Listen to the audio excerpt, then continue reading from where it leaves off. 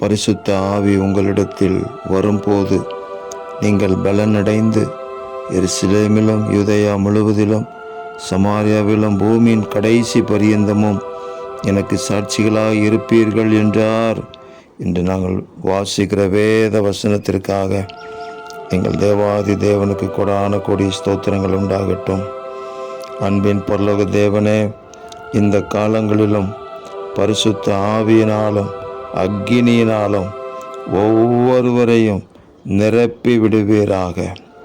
பரிசுத்த ஆவியின் வரங்களினாலும் வல்லமையினாலும் பரலோக தேவனே நிரப்பி விடுவீராக.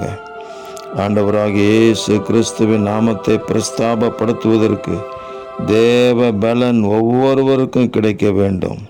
அதே வேளையில் கர்த்தருடைய ஆவியானவர் எங்கே உண்டோ அங்கே விடுதலையும் உண்டு என்று நாங்கள் வாசிக்கிற வேத வசனத்தின்படி விடுதலை கொடுக்கிற ஆவியானவர் ஒவ்வொருவருடைய வாழ்க்கையிலும் பலத்த கிரியைகளை செய்து அவர்கள் மூலமாக உங்கள் நாமத்தை மகிமைப்படுத்துவீராக. சாட்சிகளாக நிற்க உதவி செய்து ஆசீர்வதிங்க.